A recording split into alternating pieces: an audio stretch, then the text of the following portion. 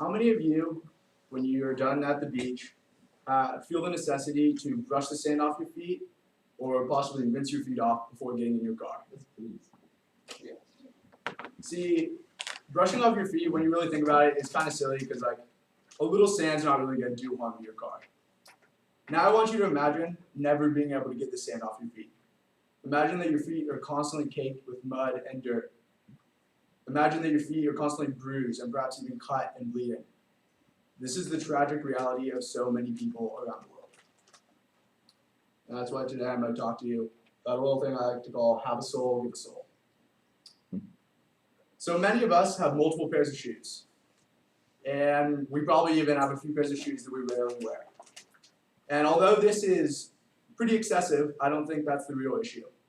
I think the real issue is that after we're done using so many pairs of our shoes, after just a few months' use, we discard the shoes and think nothing of it. We don't even consider the option of donating the shoes.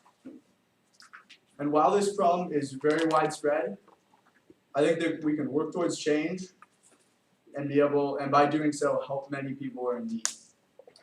And that's why today I'm going to talk to you about the rising issue of the lack of shoes of people living in poverty, some of the things causing this, some of the negative effects it's having, and finally some of the ways that we can fight this. So first I'm going to talk about what's the problem and why it's important. So millions of people around the world in impoverished areas are malnutrition, living without water, and just don't have the basic necessities such as a shoe. So in an article from the World Bank, they estimate that 767 million people live off of less than $2 a day.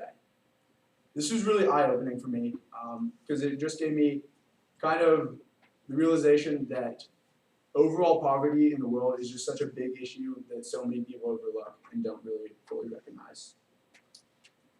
And then another source I had, a family friend of mine actually runs a program called Darfur United.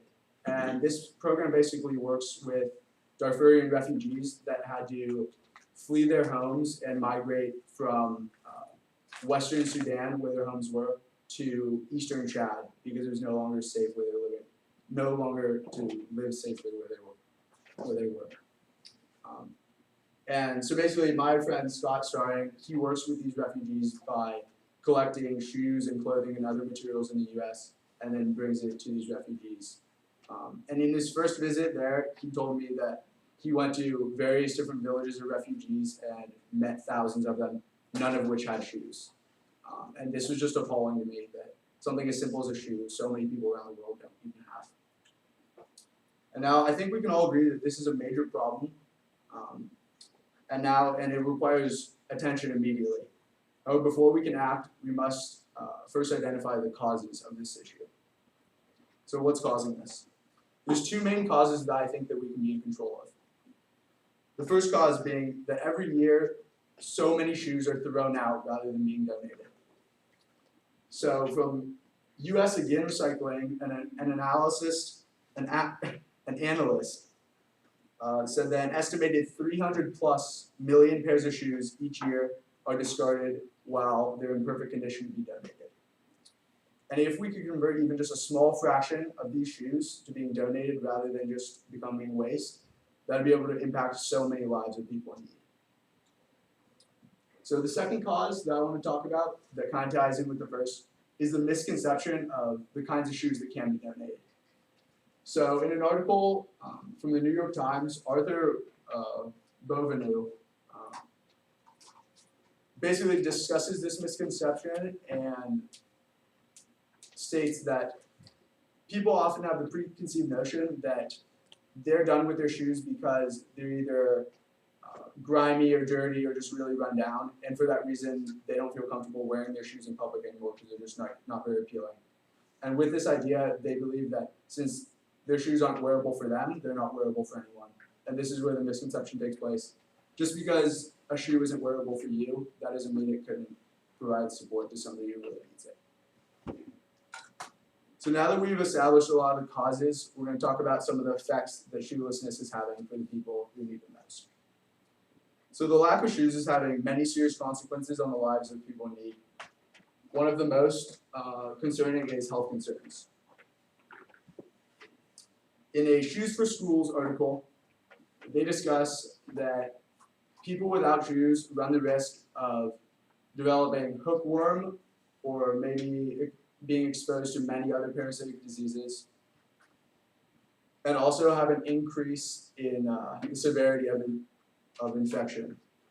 And the way I think about it is, if we could just donate shoes to people in need, it'd be able to decrease these issues for these people living in poverty tenfold. Another effect that shoelessness is having on the homeless is educational concerns.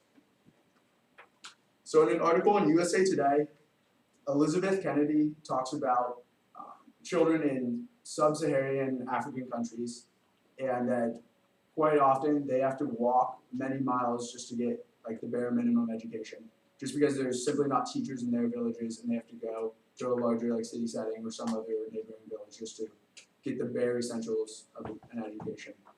And they have to make this trek over rugged terrain, and just having to make this trek every day dissuades them to continue their education. And by donating shoes, we could help increase the rate of education in those countries.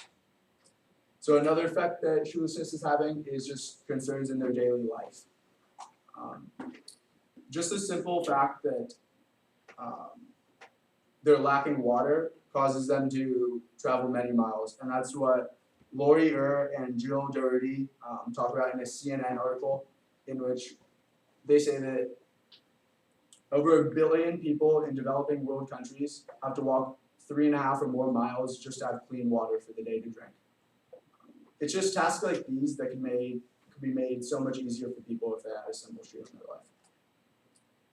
So now that we've talked about the effects and all the causes having to deal with shoelessness and poverty around the world, there's still people that don't see the benefit in collecting and donating shoes.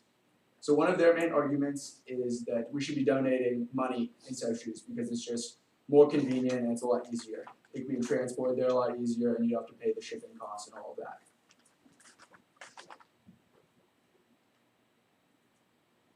In an LA Times article, Karina Horta and Lori Pottinger addressed this controversy. They basically state that many organizations that are trying to aid people in need come up with these grand construction plans that either take way too long to put in action, or they just end up failing because of like internal issues. They also state that what these people really need is support in their daily lives, something that can have an impact and make their life just that much less burdensome. So that leaves us with the question, what can we do about this issue? So one of the main companies that I would be interested in us working with is Souls for Souls. So Souls for Souls has been around since 2006 and has donated 26 million shoes in 127 different countries. So my proposition is that we could have an annual shoe drive around Pepperdine. And the way in which you guys could get involved is either by donating your old shoes or just encouraging family and friends to donate shoes. One of the biggest things about this is just like increasing awareness. So the more people you talk to it about, the better it would be. And another organization that we could be involved with is TOMS. So TOMS is located locally in Santa Monica, and they have this policy that for every pair of shoes they sell, they donate a pair to people in need. So if you just got rid of a lot of your old shoes, or you not really have anything you're willing to give up right now, and you're in the market for a new pair of shoes, you can look at TOMS and fulfill your own desires while helping someone in need.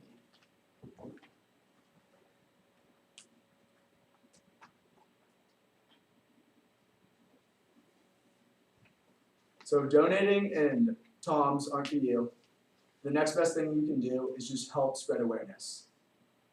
And some of the key points you can remind people when talking about it is that the lack of shoes is a major issue and must be stopped. The issue is spurred on by many people living in luxury and having many pairs of shoes that aren't ever given away to donation while they're just discarded. And people in poverty are confronted daily with serious issues whether it be in their health or education. And I think we can easily provide support to these people by donating what we don't need. And while each of you may think of yourselves separately,